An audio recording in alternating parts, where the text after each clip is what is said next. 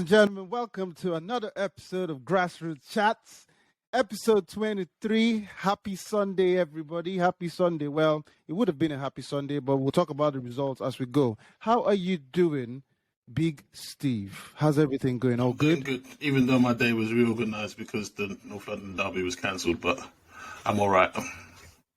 Oh, don't worry. We'll get into that. And the angry one, smiling, happy that you didn't get to play Tottenham this weekend? Yeah, damn right, mate. They'd have done us big time. So, yeah, I'm happy. I thought you said you never admitted on this show. Yeah, I did. But now we didn't play them, so they didn't do us, did they? But they would have done us, really. Okay. All right. Cool. Well, of course, wearing the oldest Sheffield Wednesday shirt ever you can find, Mr. Waddle Hinder. How you doing? Yeah, I'm good, man. This is an iconic shirt. I mean, we were in the Prem when we wore this. So I'll take that. Okay. Well, yeah. I don't know. Tell us how long. No, this might be 91. This shirt, but we were in there like in 98. It's just an old shirt. Yeah, it looks. All it right. looks And it. the way things are looking, you might not be in the Prem for another 40 or 50 years. But anyway, we'll wait for you. Hopefully, at that time, we'll all be in Zimmer frames. Ladies and gentlemen, if you like what you hear, see, watch, please, subscribe, follow, and all the good stuff. Hit that red button. But let us begin. We're going to begin with the EFL Cup on Thursday. A game that everybody pretty much said Arsenal was done for. Liverpool should win, even if Liverpool plays an under-12 team, blah, blah, blah, blah, blah. Xhaka did it again, and of course was in the news. But it's not about Xhaka. It is all about the wonderful character Arsenal showed against Liverpool. So I'll start with Neil. Neil, did you expect that result after the red card? And what do you have to say about that wonderful character Arsenal showed? I think after the red card, probably did them a favour, to be honest. They got men behind the ball. They were really compact at the back. And I think that's where Liverpool struggled to play. Klopp said it many a times in his interviews that he doesn't like playing teams that are that compact and trying to break them down.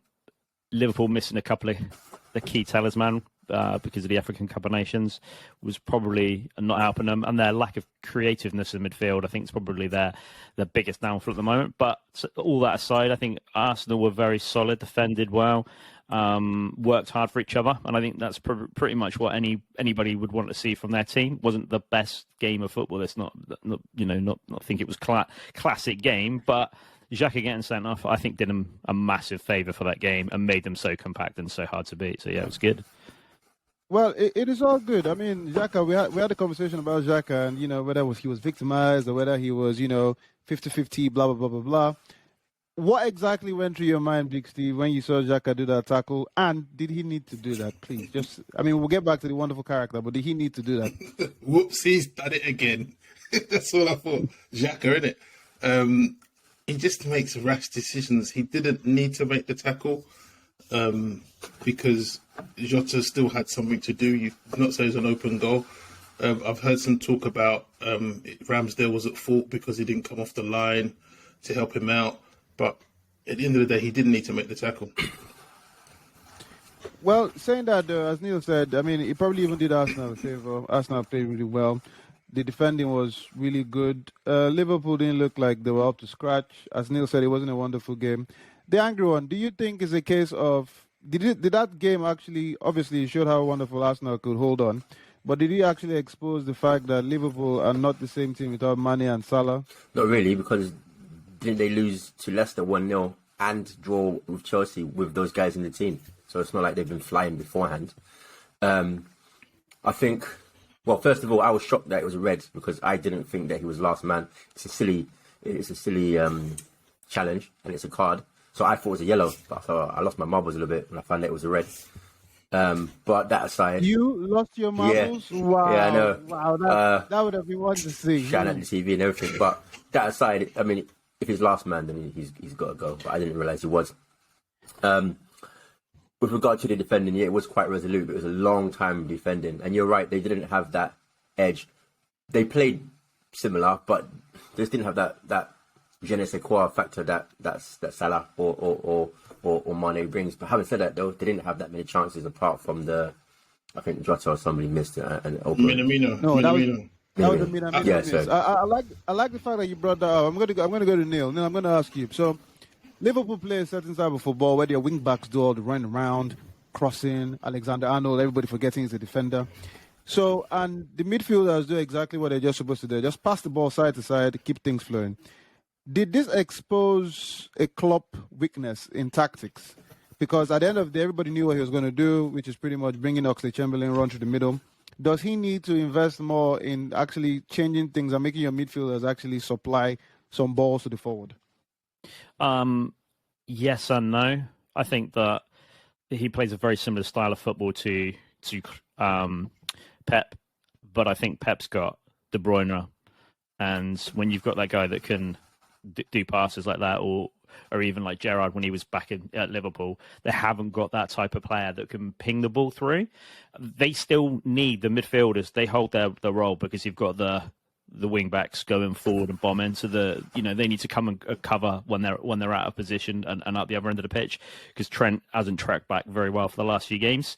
So the midfielder is going to have to do that. And I think the problem is they haven't got that midfield maestro that can put a ball through, and that's the bit that they were missing. When Gigi used to get a bit further forward and pass a lot better, they don't have that anymore. And I think that's probably the signing that Liverpool look like they need. And I know that Salah and Mane, they're almost irreplaceable in 98% of teams in the Prem and around Europe. You can't just replace them with another player, but it did show that they were missing other players to help, thread that through. Like Ox, and I'm sure he's a great footballer, but he didn't do it at Arsenal. He's not doing it at Liverpool. He's not that type of player.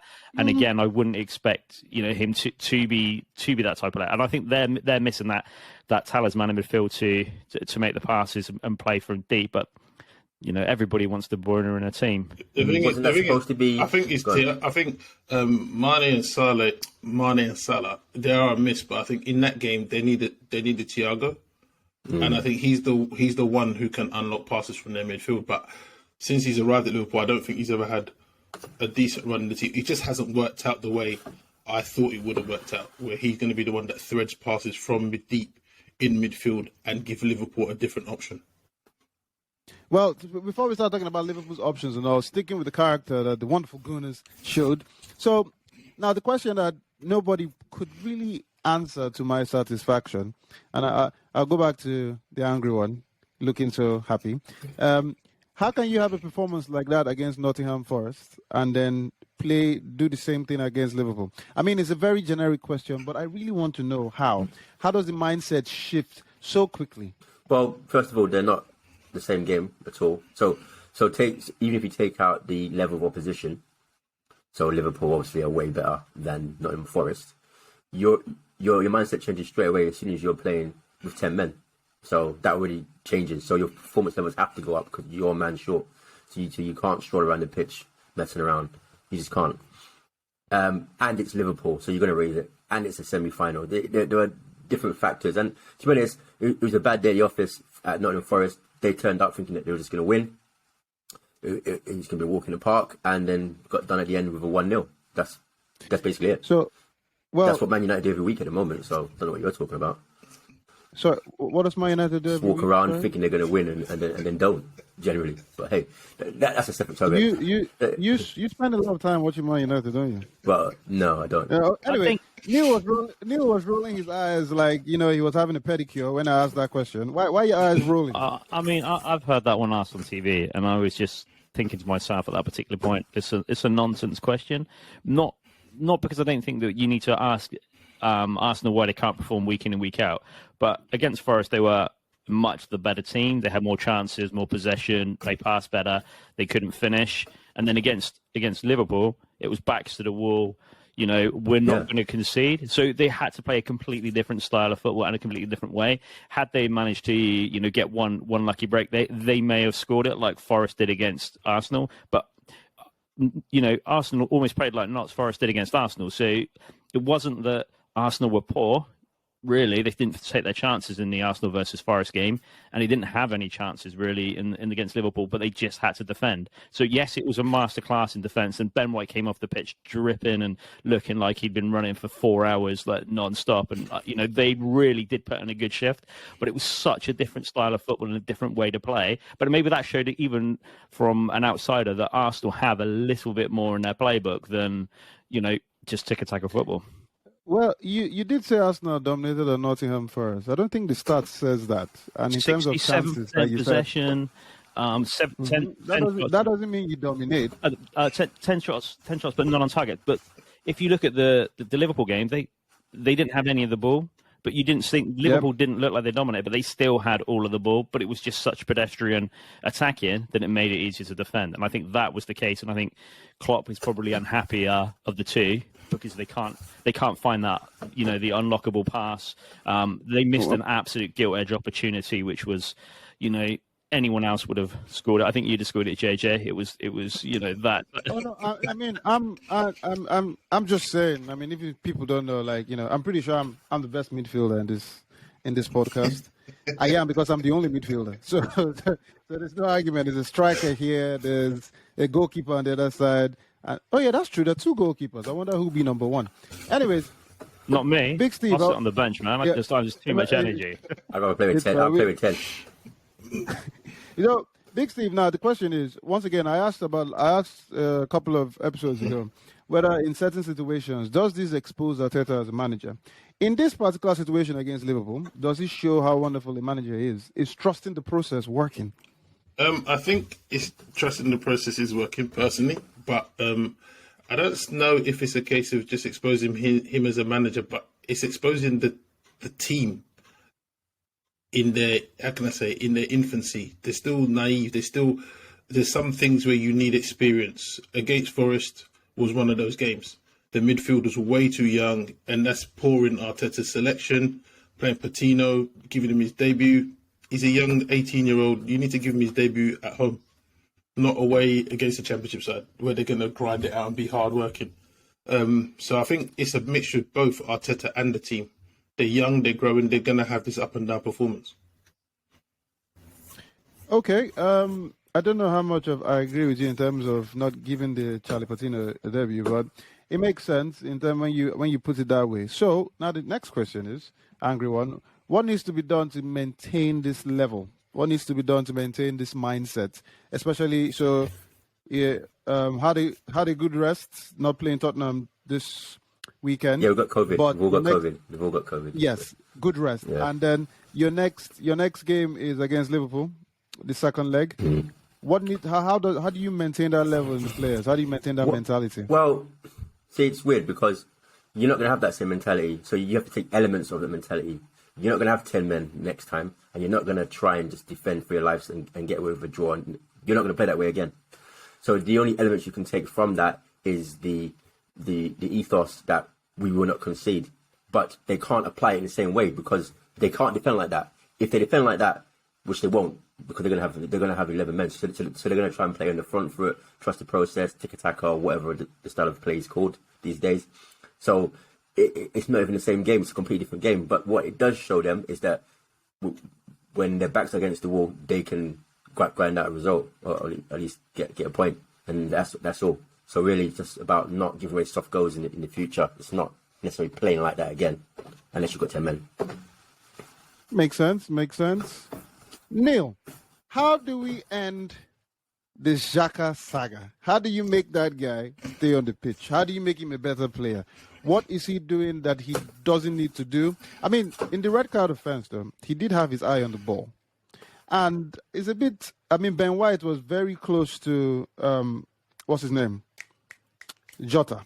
But what does Xhaka need to do? I mean, he's like a ticking time bomb. You never know what to expect. What does he need to do? I mean, it wasn't his worst red card that he's ever got. It was a poor decision on his behalf. That ball, he should have waited for the bounce at least before he's going in. That to me that shows his naivety. Yeah, I saw on the TV that Ramsdale should have been in a slightly better position. But if he'd come out and missed it, he'd have got absolutely floundered for missing that and going through. And I'm not sure. Ramsdale's having a great season, but I'm not sure he's of the ilk of Edison or Schmeichel coming out a header and that ball 60 yards from there, right? And maybe he will be at some point, but that's not the game to try it. Xhaka getting sent down to his poor decision making for me, but it wasn't necessarily a bad thing. How do you stop it?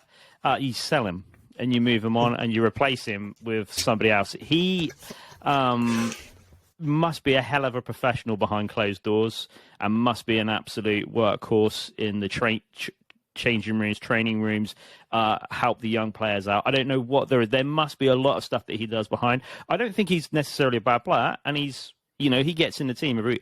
But I think most people would agree now that there needs to be wholesale changes in the midfield at Arsenal anyway for that position. And Xhaka, I would keep him 100%, but he would never be the starter for me.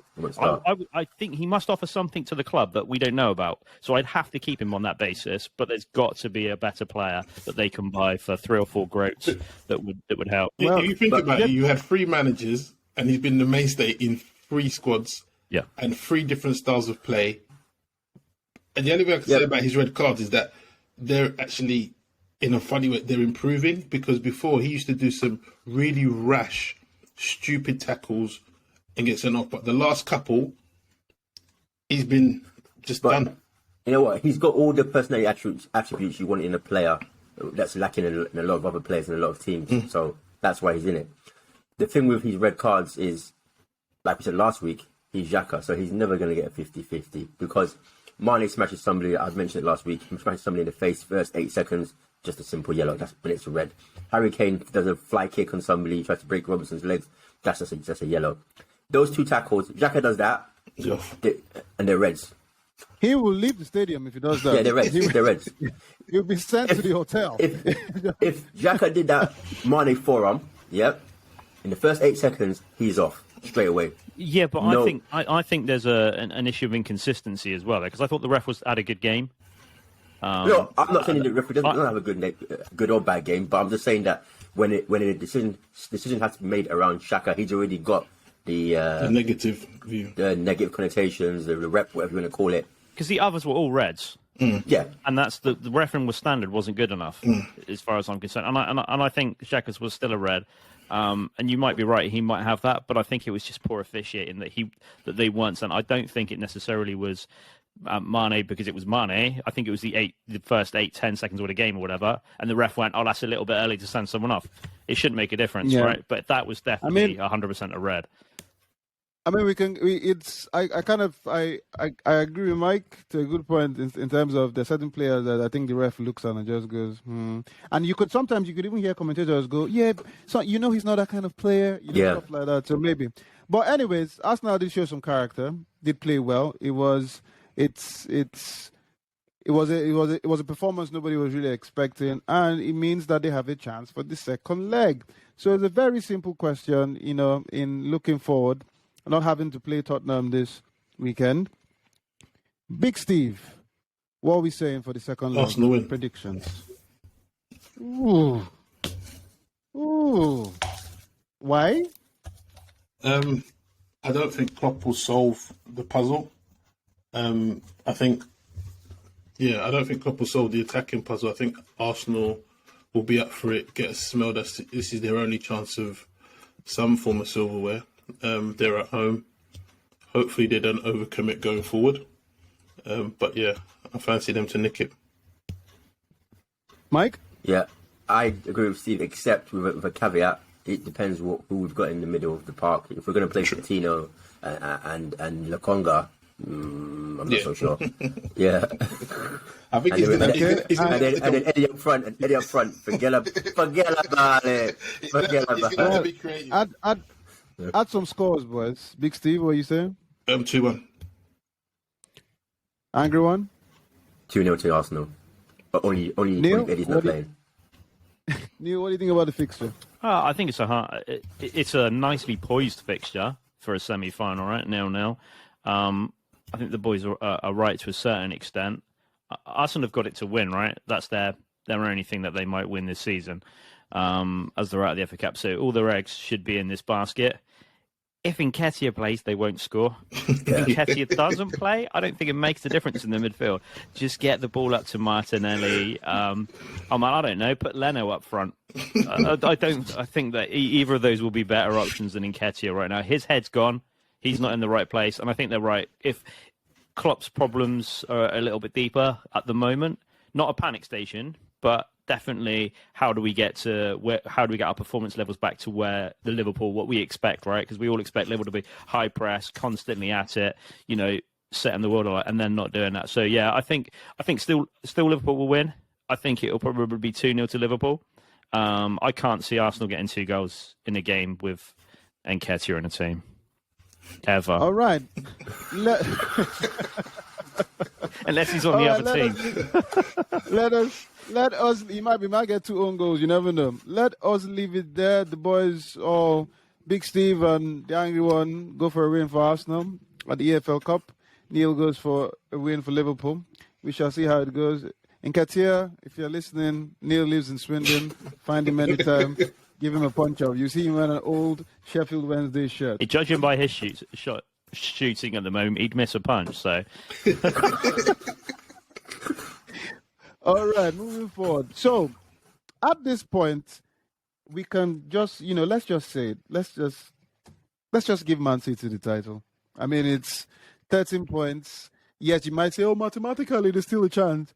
But it is fair to say, league over, they can, start looking at Champions League, which they probably want to win.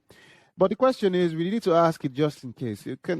Do you see anything happening, Big Steve? Is there a chance that, they might and Chelsea and Liverpool come back in? I think the only position I can see Man City having a problem is if they had a long-term injury to Ederson in goal. I think that's the only thing that might make them defensively weaker for them to concede goals. But everywhere else on the pitch, I think they have more than adequate replacements if they lose players for an extended period of time. So I can't see how they drop 10 points. That's me going to Liverpool winning the 2 games in hand and being 8 points behind. I don't see Man City losing that over the course of the season. Well, it's 13 points now, and Liverpool have to... 13 points to Chelsea, but if Liverpool win their 2 games in hand, it's 8. Okay, so 10.6. So I can't see... That'll be 7. 7, not 8. What's wrong with you? No, I'm saying 3 games. I can't see Liverpool... I can't see Man City losing 3 games. So 9 points. Makes sense. But one of the games is against Liverpool, though. So if Liverpool win that, then it's 5 points. So then it's only 2 games they have to lose. And that's very possible. And Liverpool not losing again. Well, City did it a couple of seasons ago. They were around, didn't they? Yeah, but it's possible then. Anything's possible, but I just don't see it happening. And as I said, in terms of players, I just see it has to be something like Ederson for them to lose him. What do you think? What do you think, the angry one? You agree with Steve, or mathematically, because it's still possible that anything can happen? It's still possible. But it's dependent on obviously Liverpool winning their games in hand and also beating Man City. If they do that, then yeah, because it's just 2 games. And yes, you can say Liverpool are unlikely to lose, but you never know. They draw, Man City lose. It's a point here, a point there. It's all possible. And it's 18 games left to play. You can't really write off when it's so small. If it was Chelsea, if Chelsea was the nearest team, it's 13 points. I'd say, well, even if they win, they're still 10 points behind. But if Liverpool win their games and beat City, it's game on, really. It's unlikely, but it's still game on.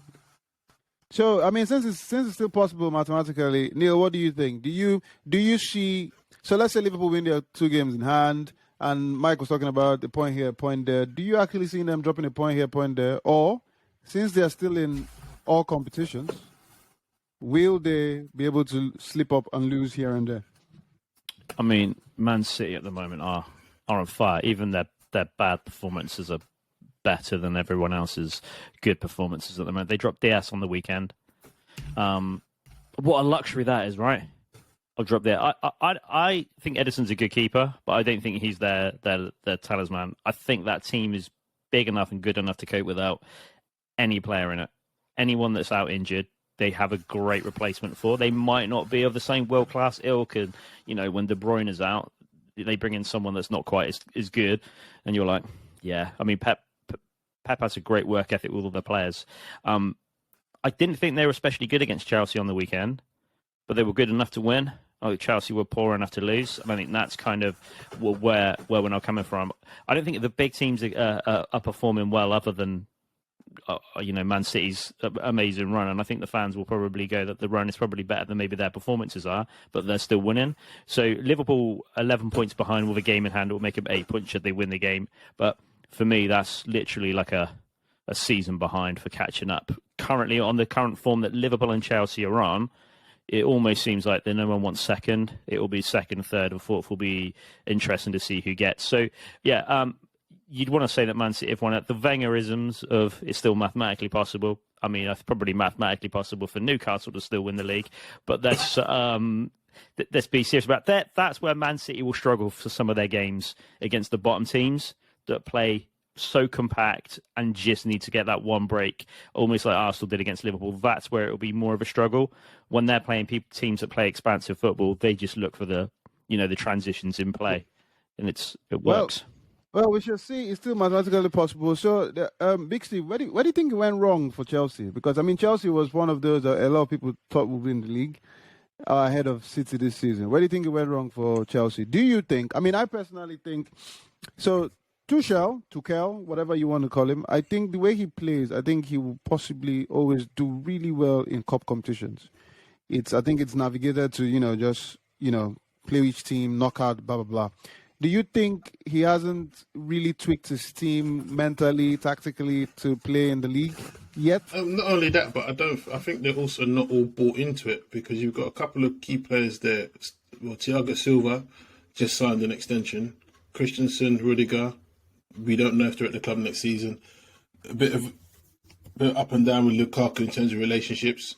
I just don't think they're a settled squad the way someone like Man City are.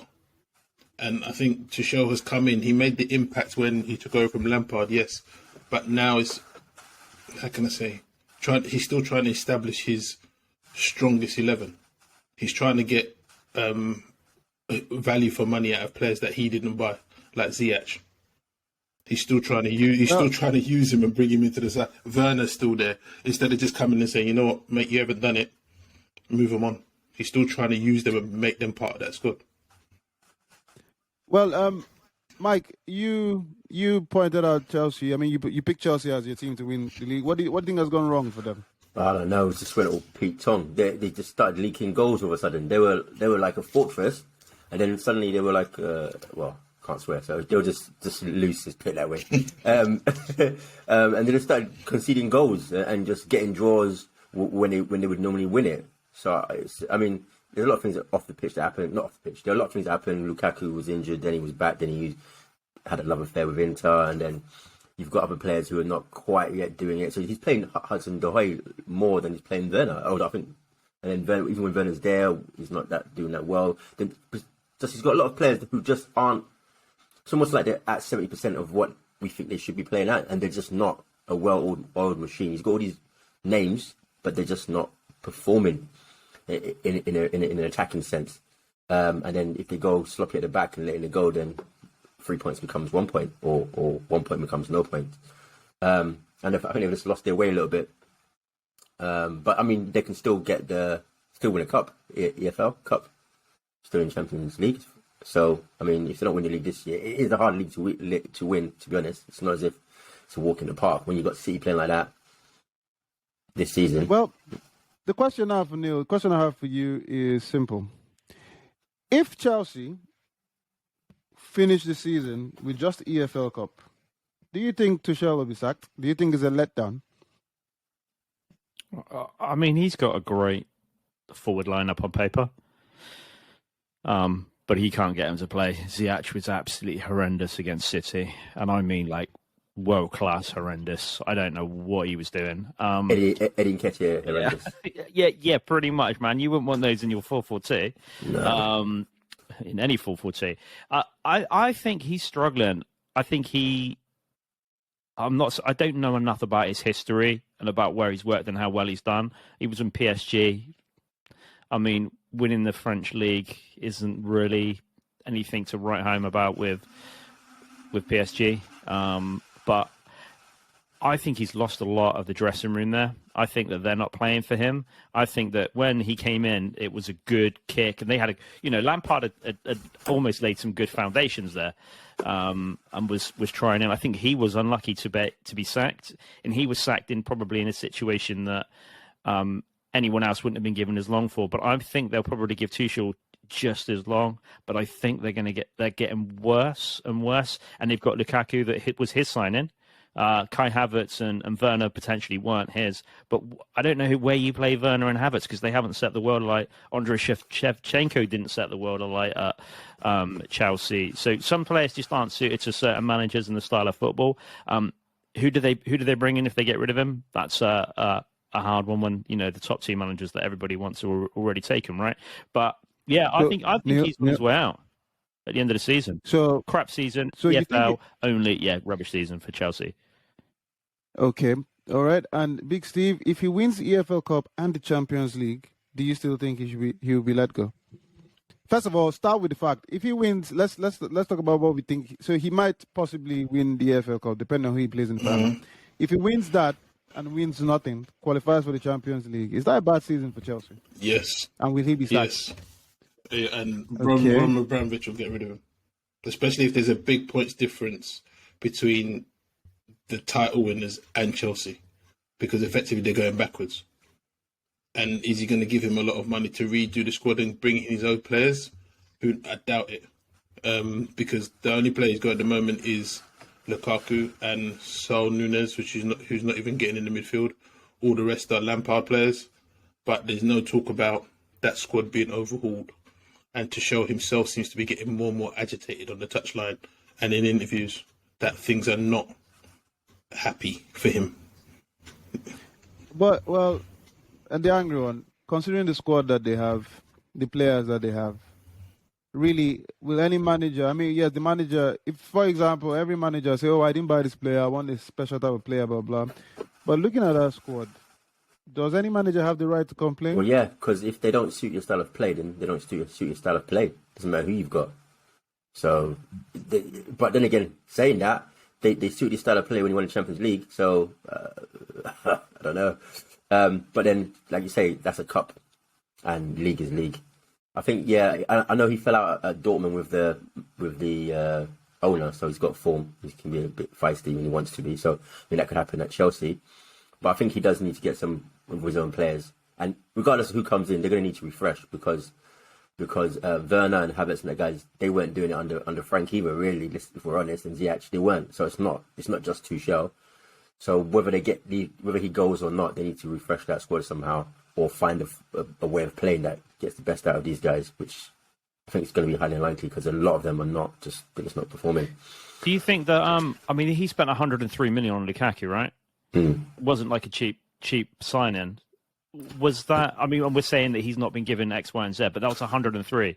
No, I'm not saying that. Shouldn't he have bought three decent players that would have maybe been in his ideal formation rather than buying a forward that he's fallen out with and doesn't want to play that style of football? Yeah, but how would he have known that Lukaku still had a love affair for Inter? The thing is, he come out and said that Lukaku was the missing piece. Yeah.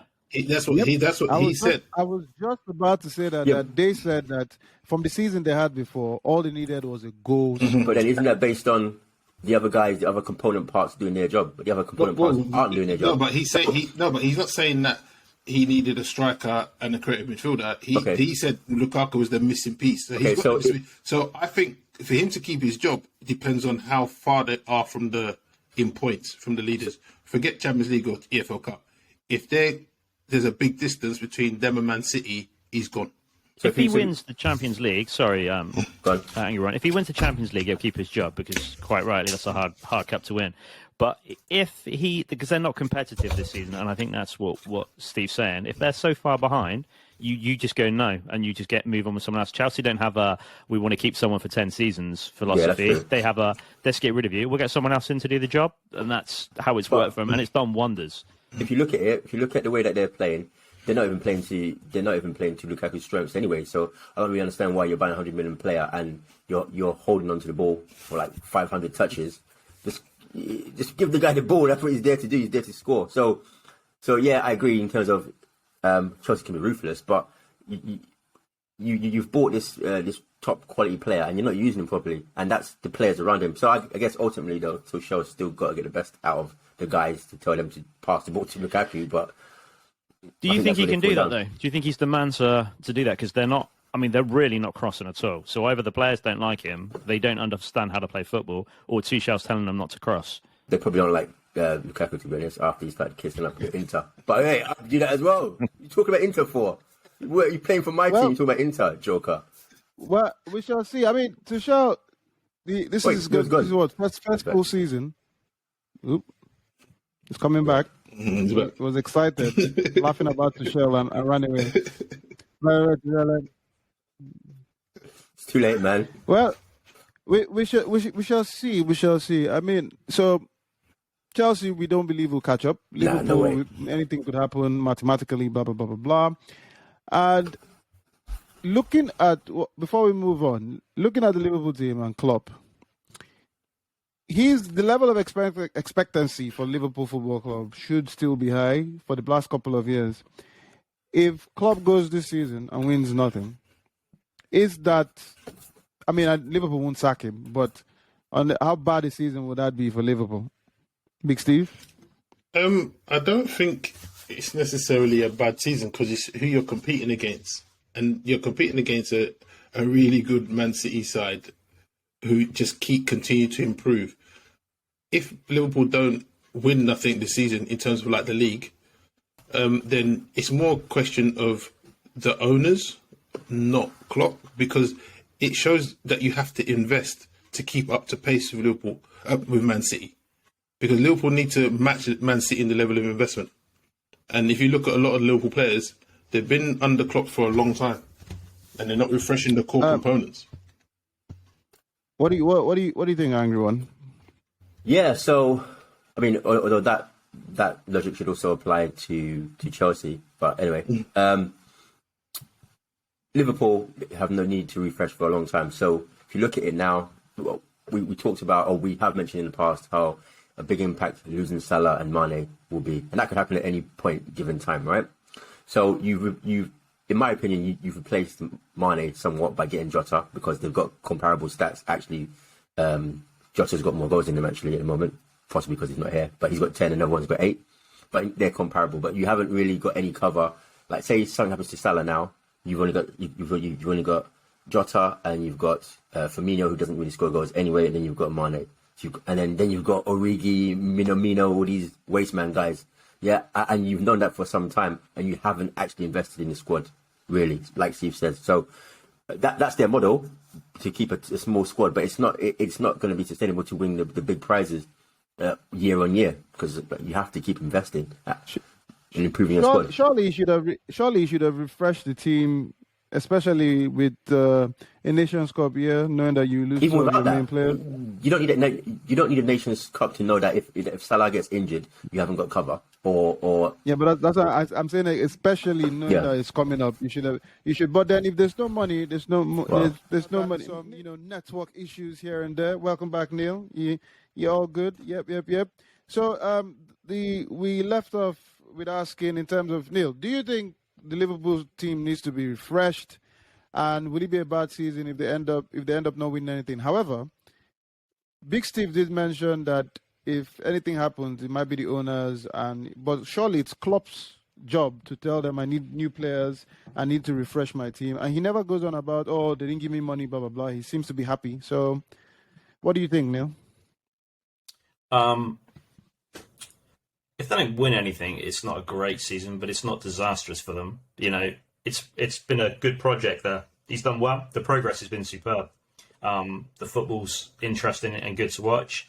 He's probably owed a season of nothing because of how well he's done. So even if they come, they're going to come top 4, right? And that's all I'm going to say the owners are going to want, at least. That's where the money is. They'll have a all right Champions League run, and they get the money that they need. They do need to look at a few more players and invest. I think they probably could do with another centre back, another a good, like we said earlier, a good quality midfielder that can thread the ball through. I think. Do you look at strikers and think They've got good depth. Minamino isn't really setting the world light. Is he not been there long enough? Does he need a bit more time to settle in? They still got Divock Origi. He's still there. Like, I don't know how long he's going to stay not playing for. But I mean, Jota's been a great signing for them. So it's not like people can't come in and get game time, because he's come in and got game time. They've put Firmino out on the bench. I mean, what a player to bring on. So there is a bit of strength in there. I think that they will look to definitely expand that team in the summer. I think COVID probably stopped them overspending more than others, and I think they were probably more cautious about how much they did spend and didn't spend. Obviously, they've had such a fragile team, and postponing games because of the lack of players that they've got, and no other team would ever do that. So I think, not disastrous by any stretch of the imagination, as long as Klopp can then carry on. But I think top four for Liverpool isn't necessarily a bad thing. This season has showed that they don't have the same squad level as Man City, but I don't think anyone in the league thinks that they're up there with Man City's depth that they've got. Well, and Pep every season goes, I haven't got enough players. He doesn't go, oh, I'm happy. He goes, I need this, I need this, I need this. Like, get rid of this world class player and sign this one that's just slightly better. That's exactly what I was saying. So you hardly ever, if at all, you never hear Klopp saying anything about, we need to refresh our squad. Nothing. He's always calm, talks about his squad like it's all good. Pep just likes change. I mean, I watched the interview he did with Rio Ferdinand, and he was like, you can't keep the same thing. We always need to change. It can't be static. But, Big Steve, you didn't seem like you were agreeing with me when I said Klopp doesn't mention anything about much changes. No, he did have a period when they had the centre-back crisis. And he said that they need to get centre-back. And the club didn't back him. And there was a bit of to and fro. But Klopp's not one of those. He doesn't come across as one of those ones to put the owners under the bus. He's a bit like Wenger in that sense. He will always stand and he takes it. He doesn't let the direction or the heat go on the owners. It's clear. Liverpool need to invest continuously. They should be bringing 2 or 3 players in every transfer, every summer. But they don't. That's what Man City do. It's not about replacing what you've got there, but it's what happens in the event when Salah leaves. Who's the one coming behind him? Mane, Van Dijk, Alisson.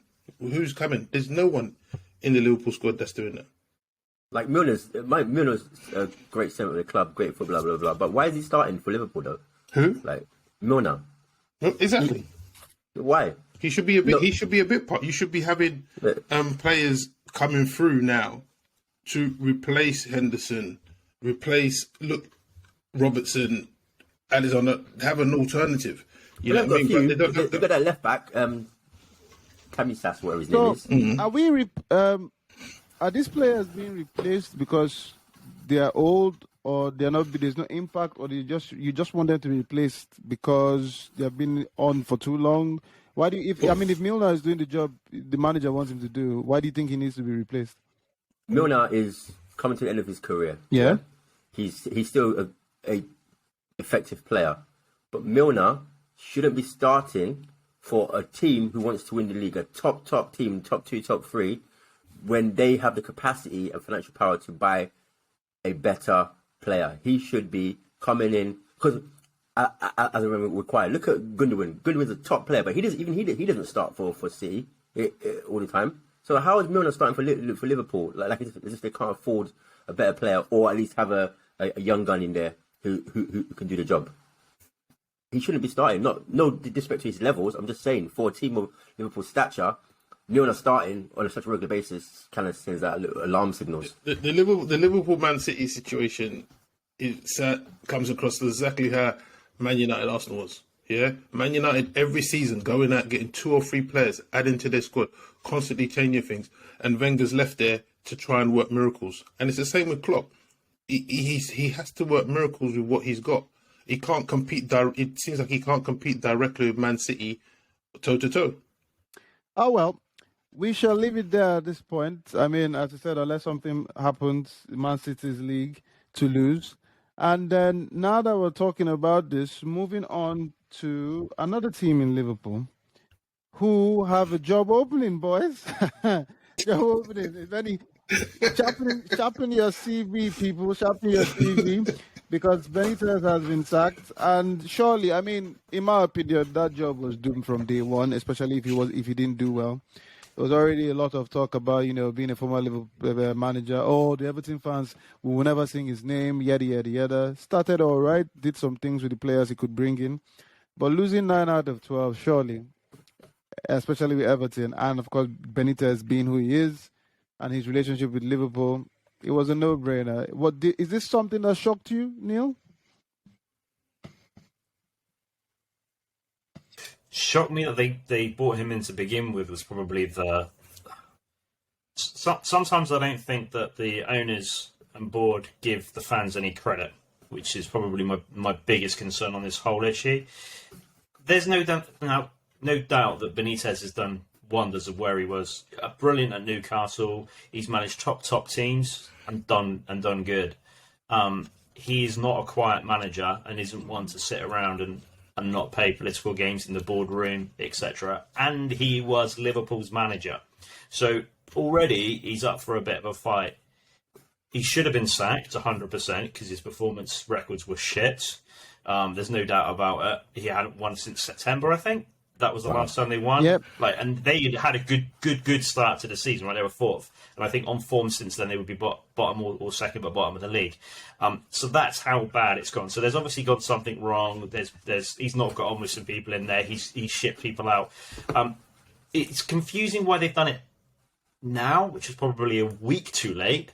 For some obscure reason. He didn't look like he was going to turn it around. Either you give him the whole of the transfer window or you don't. You've just sold Digne for 25 million. What are they now going to blame Benitez for selling Digne? Well, that seems to be on him. But I would have kept him personally because he's a good left back and he's a good left back for Everton and he'll be a good left back for Newcastle. So you're now in a really, really weird situation of who do they now get in? And what happens to Everton, but I don't understand his appointment in the first place for Everton. That's the biggest concern, and I don't think the fans were ever going to take to him.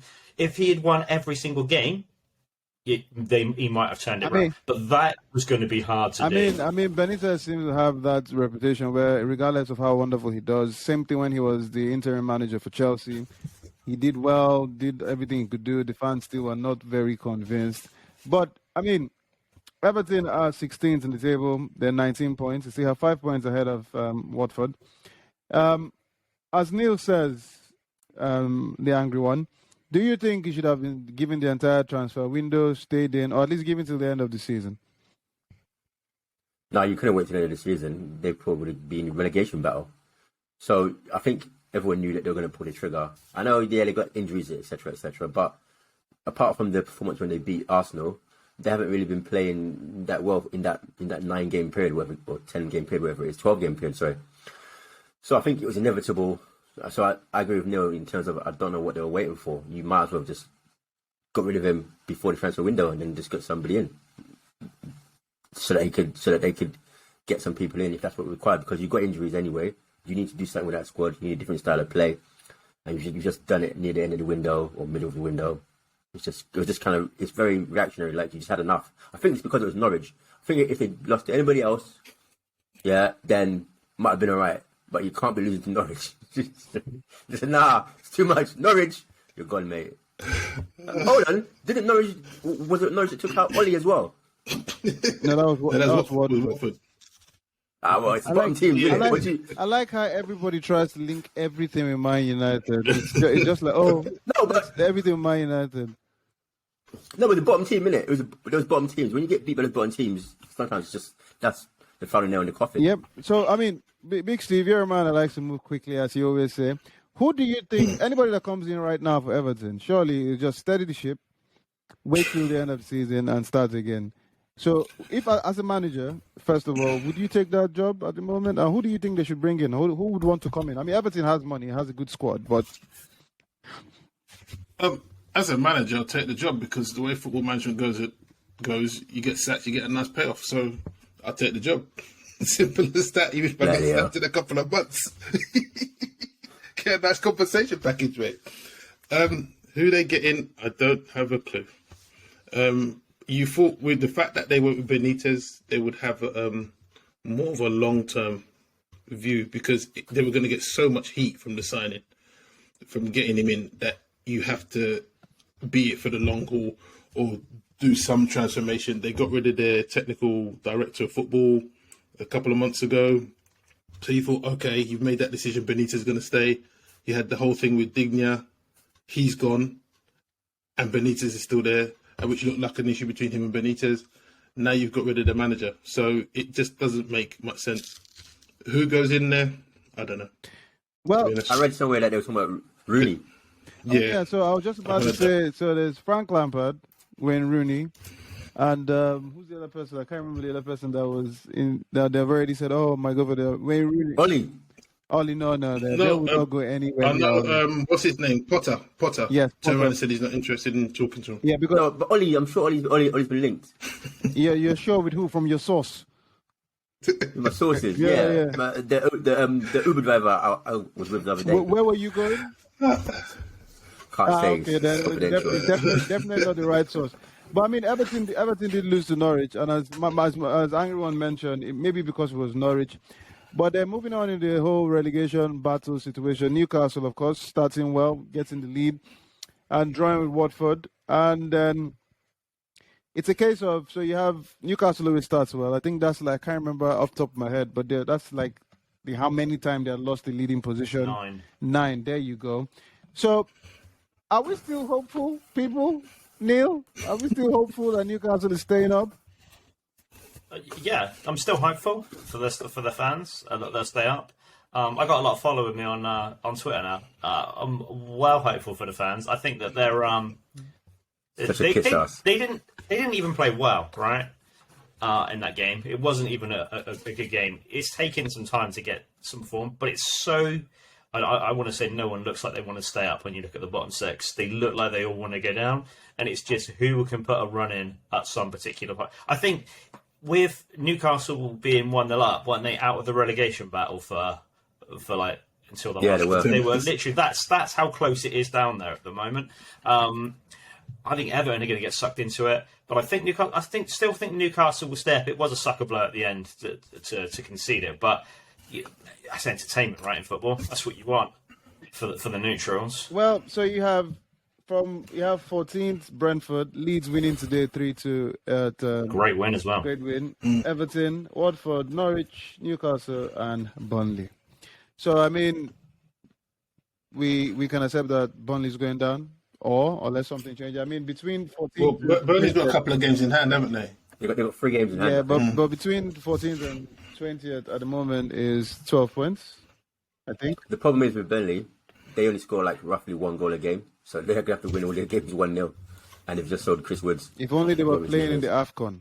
1-0 would be a great result. 1-0, Take me through to the final, really. 1-0 would be a great result. Well, relegation battle is looking okay. It's as competitive as, top of the table.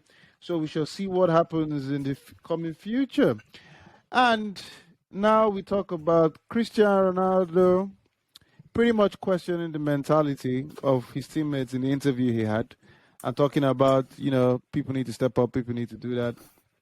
Man United with a 2-goal lead against Villa and blowing that at the end. Coutinho scoring on his, first game back into the Premier League.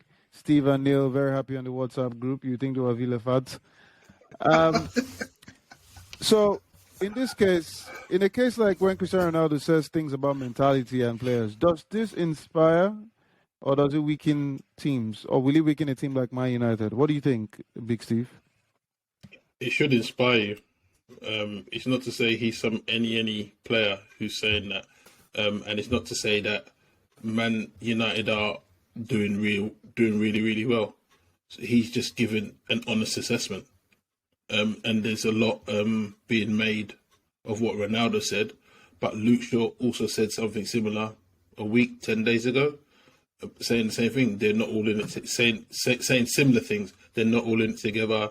They need to step up and they need to look at themselves. So to me, Ronaldo's not the only one to come out and say that.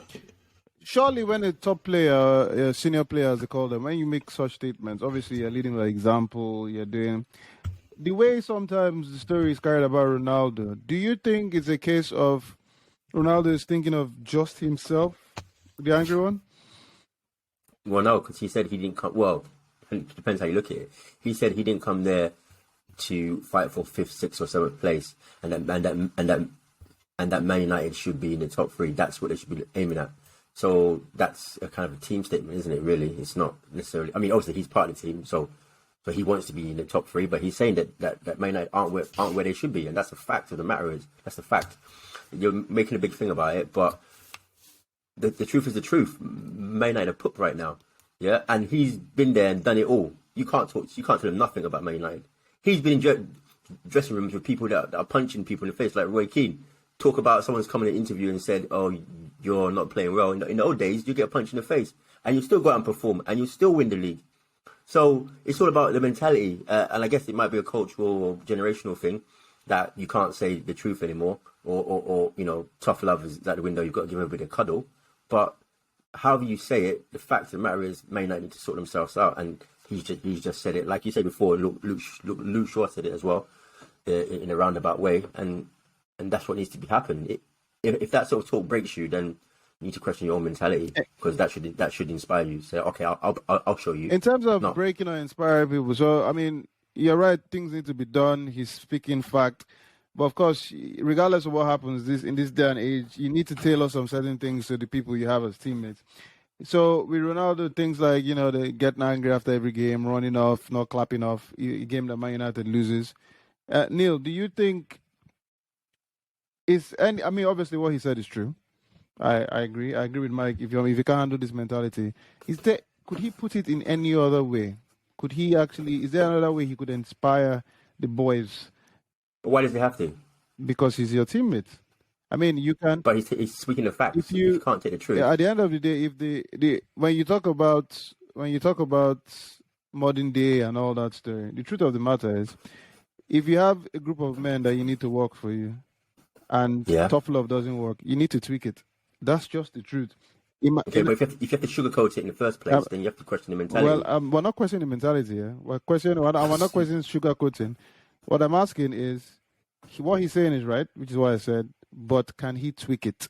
And as I was saying, is there a way he can do it? Yes, speak to the facts, but is there something else he can do? I mean, if you look at his own behavior in terms of running off, I'm angry. Yes, you're angry, but as you said, it's a team game. Is there any way he can tweak it and make it better? Neil? I mean, there's a whole host to that question. Firstly, was he right? Was he wrong? That's going to be up for debate with anybody that says anything. If he's walking off the pitch and not clapping the fans, that's a management issue. They should be telling everybody, regardless of who you are, this is what happens. Maybe he wasn't told it. Maybe that was him walking off. But maybe he should have come out and apologised afterwards. But who cares about apologies, right? They don't win anything. But he should then come out the next game and do it. He hasn't done it on the pitch this season consistently. And then they would 2-0 up against Villa. And I was like, maybe they're better without Ronaldo. Well, that turns apart at the end, didn't it? And it was 2-0. So he's been there, done it, won a T-shirt. The question, could he have done it in a nicer way? I mean, you could put sugar on tablets. They're still exactly the same, right? They just go down a little bit nicer and taste better afterwards. I would question a few things. One, do the players there care enough about the club to warrant upping their level, right? So we're talking of an 18-year-old Ronaldo that went there and used to spend hours after training just perfecting his free kicks and doing his skills. Still, like he probably had the best feet back then, but not in the game. But he was perfecting his skill. Are the other players staying behind and going, you know what, you did this, you did that? The club has an issue of identity of this united great team of, we've got Roy Keane, we were brilliant. Ferguson made an absolute formidable force there, but he's left, and since then it's been mediocre at best, right? If you're a Man U fan, if it was Wednesday being that high up, I'd be well happy. But as a United fan, right, and you've had so much success, you've now lost your identity of where you were at. But that's an ethos that's not been brought in by any manager, potentially. You can go through going, hand around let's go out, let's have a few drinks or shandies or whatever they're allowed to drink these days, and, try and build the morale. But actually, sometimes you need someone to say, lads, we're crap. I've come here. I've not even said that I've come here to win the title. I've come here for second, third. Like, that's where we should be. Not we've come in and I want to win the title. He's been realistic about what he's saying. And I think the United team now, you look at it and you go, Cavani's playing, Ronaldo's playing, they're both in their mid-30s, right? Greenwood has been performing miserably. Bailly's out at the moment, right, because he's at AFCON. And then you've had Phil Jones come in and Varane. And De Gea has been your stalwart for, probably carried that team for far too many seasons now. So to me, it's an identity crisis at United, and they need to get in shape of something that happens in there. And I think Ronaldo coming out and saying to them, look, we are not good enough, takes the pressure off the manager. And because Rangnick hasn't got any authority by the looks of it, so he's coming out and saying what Rangnick should be saying of, actually, we've got a bit of a crisis here. Our mentality's not in the right place. And we've been saying this for weeks, right? The mentality is the problem. It's not necessarily the skill, but where do they feel they should be? Could he done it nicer? I mean, what do you want him to do? No, do you know what? That's 8 out of 10 today. Maybe we can get 9 next week. The question is not should he have done it nicer. Okay, last question though. Last question. So Ollie's been slated all the time for being Mr. Nice Guy, Mr. Squeaky Clean. I'm pretty sure he was saying things nicely, putting an arm around the shoulder. And how did that exactly work out? Well, first and first, same crap performances. Everybody was saying Ollie was nice. We have no idea what Ollie used to do in the dressing room or what he used to do to the players. So that was just something everybody else said. I don't know if it was Ollie nice in the dressing room. Did he shout? I have no idea. I'm pretty sure. But his interviews, all of his outward media profile was this nice guy image, right? Yeah, but and everyone said that. And everyone said he was too nice. I don't think he was, because the performances were terrible. First of all, I didn't say should Ronaldo be nicer. The point at the end of the day is if you have people or teammates that you're working with, whether you like it or not, that's why the managerial skill comes in. He's not the manager though. Managerial skills. You don't have to be the manager. That's why they call the captains the manager on the pitch. You don't have to But be the manager. I'll tell you one thing. He's just a player. I think that if Ole's there, Ole's still there, Ronaldo doesn't say that. I think Ronaldo's looked at the situation, seen that Rangnick doesn't seem to have much authority, and he's tried to step up in his way in trying to say that as a team we need to do better. So he's coming out and trying to lead. So what I'm confused about is, are we saying, I'm not confused. So we all agree that what he said is correct, but somehow we're asking the question of whether he should have said it nicer so it's an easier pill to swallow. But it doesn't change. Where does nice coming from? Listen, you said it. I said you said it. Tweak it. I did not say should it be nicer. He could have sang it. You didn't tweak it. He could have sang it. At the end of the day, so you see, everybody was talking about. You mentioned how Oli was nice, blah blah blah. Where did that get you? Mourinho wasn't nice. Mourinho was tough love. Where did that get him? Well, he won something under Mourinho. So they got rid of him because he was too angry. I think you would know. I think Ronaldo needed to say it in the way he needed to say it, just get it out there, because the difference, people might say, oh, it's negative and it's a bit strong and not as soft as what Ali would do, but someone like Mourinho didn't have the respect of being a past great at Man United, which Ronaldo does have. It says to me, like, we're talking about whether Ronaldo was right or wrong. So was he right to say it? Probably not. That's the manager's job. Should he have said it? If I was a United fan, 100%. But we're going back to the days where Mourinho was there, and he said there was intrinsic problems at that team, and he was trying to sort them out. And we've had Ole, and he's papered over the cracks and brought in Van der Beek, and he's never plays. And do you know what I mean? We've just hidden it. I think the players that are there just aren't good. I don't think Rashford's good enough. I don't think Greenwood's good enough. I don't think Fred's good enough. McTominay's good enough. And that's really the problem, is they need replacing.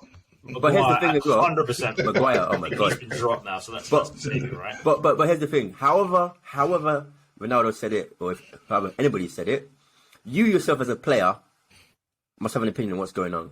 So if you've got a problem with how he said it, okay, fine. But you still know what he said is true, and you should still be able to do something about it. But I don't think they do think it's true, and I don't think they're going to do anything about it. Man United have a leadership problem.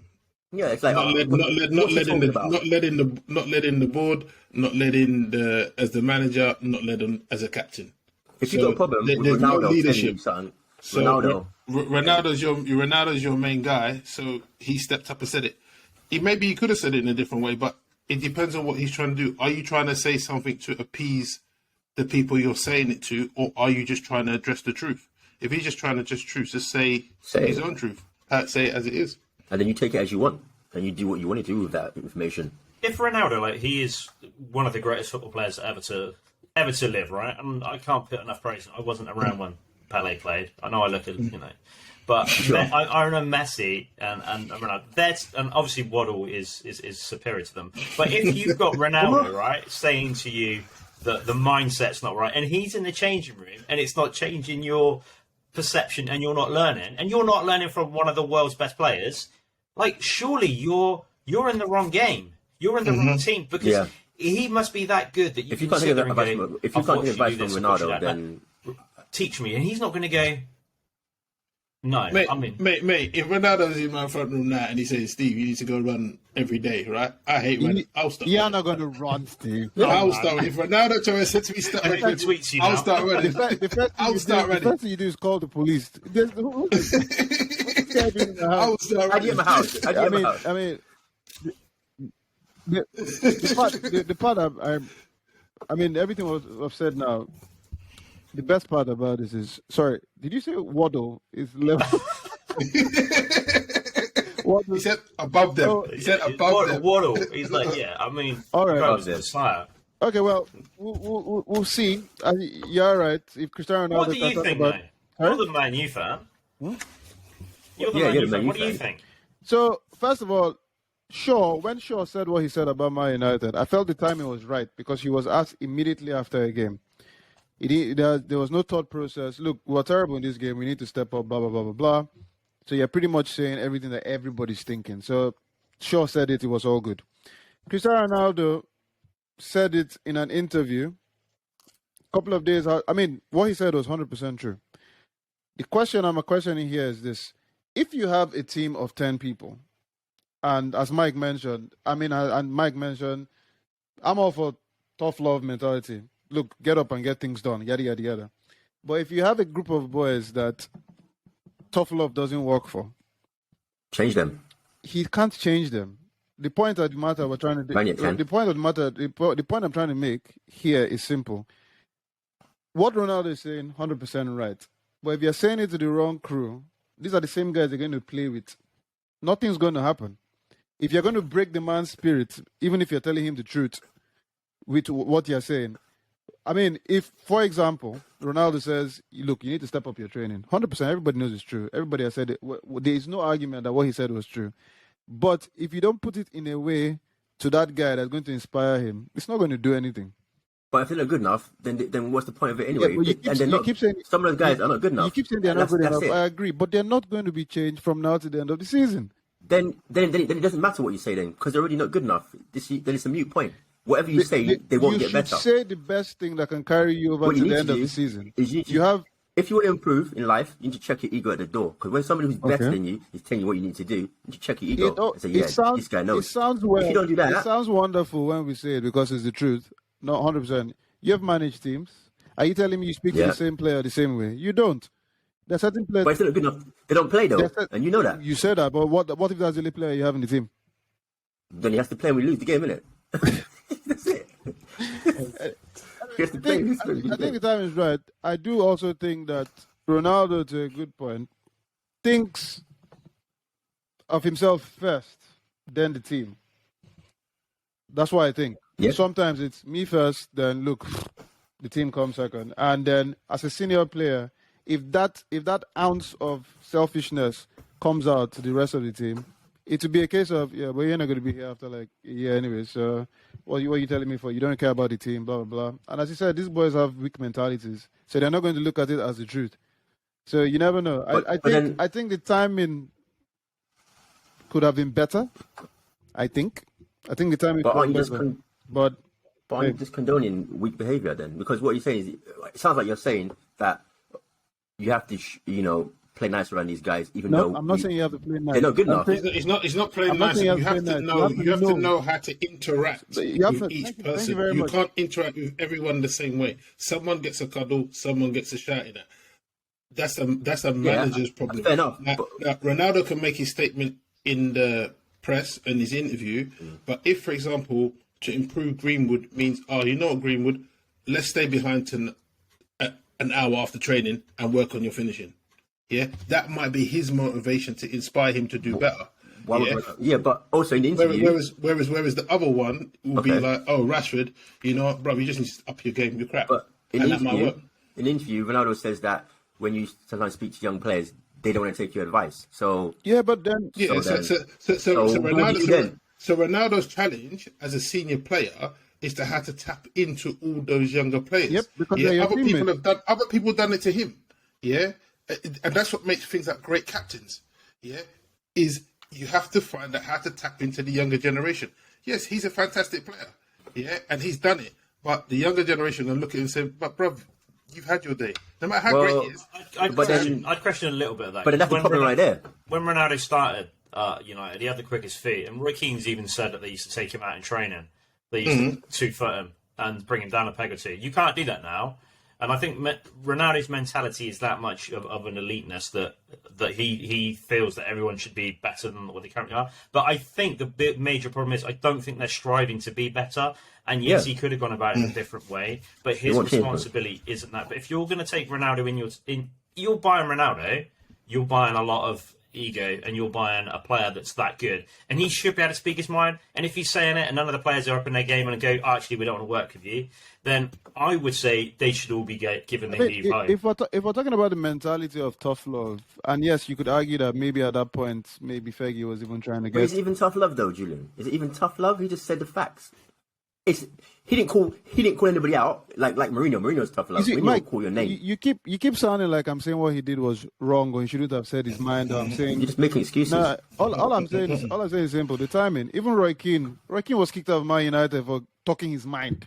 This is Roy Keane that everybody knows about, and that's simply because they said the timing was wrong. So all this. So how was the timing wrong? So when should he have said it? You're right. They did the same with Beckham, though, right? But that was Ferguson having the dressing room and owning the dressing room. That was what the problem is. There isn't anyone that they're allowing to have that much power and authority there. It's becoming a little bit of a weird situation. I think you've got to earn that right. Mourinho maybe thought that he should have had it when he got there, and to be fair, he was still on top of his game when they signed him. Mourinho's problem was at the time he started attacking players personally. The team wasn't playing well, so he didn't have. I mean, Mourinho has always attacked players with other clubs. So at the time, for example, when he was attacking Joe Cole, Chelsea was playing really well.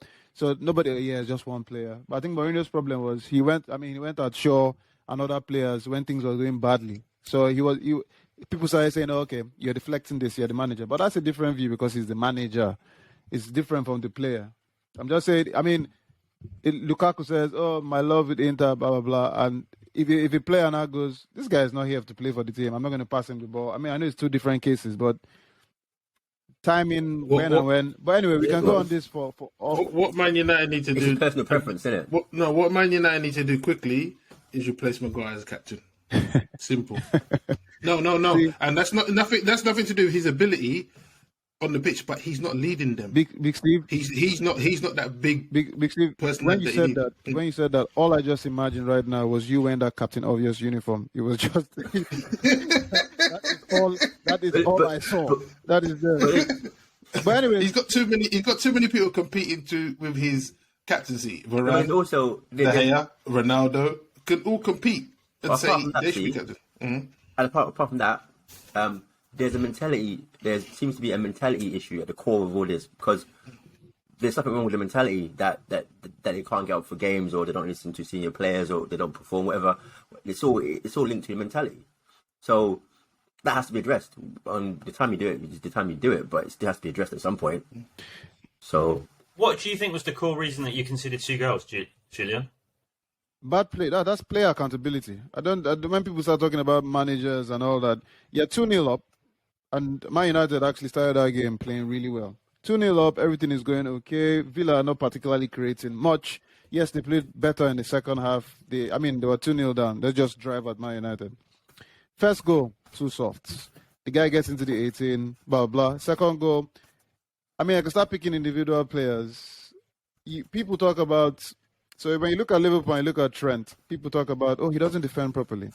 But, and I'm one of those that goes, he's not as good as a defender. But what he has in his game going forward and the impact he has for the game kind of masks the bad defending.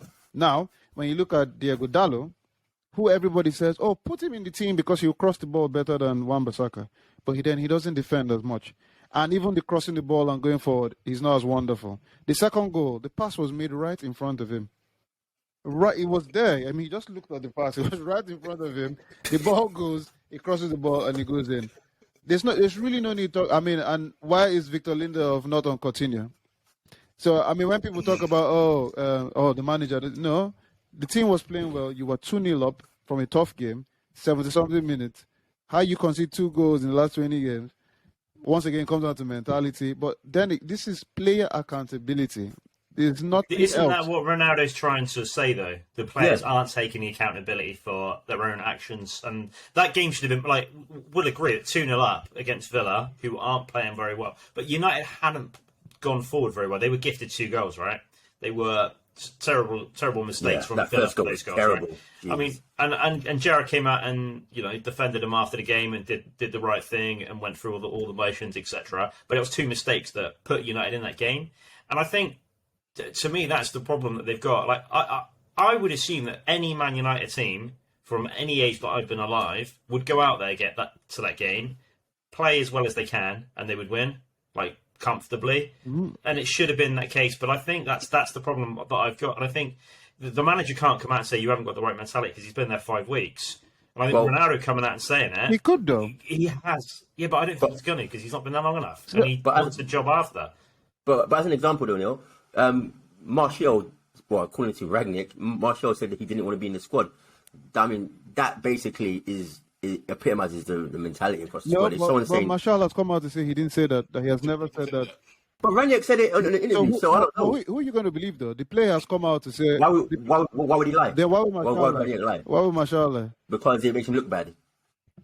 Why would Martial lie? Because it makes him look bad. Someone said something wrong there, right? If he doesn't want to be in the squad or he's injured or dropped, you just say he's got a niggle and you can't play if you don't want to be in the team and you want to say... Why call him out? Yeah, if he's saying that he doesn't want to... But and that's the institutional issue that I think United have got at the moment. And I think that's what Ronaldo was trying to allude to of lads, where's the identity? What have we got? And I still believe United have got a good squad. I mean, they're not top 4, but they've got a good team and they could get up there. And I think once they address those issues, we keep saying there's a lot of issues in a lot of clubs, but that for me has been going on far too long. And I think they need to stick with whoever they get in next, whether it's Poch or whatever. They need to be given a fat contract and just sit it out and go, you've got free reign, you buy who you want, we get your team in where you do your philosophy, and actually just stick to it, and regardless of how bad it goes. Unfortunately, we're at a game that regardless of what happens, the players will stay, the manager will leave.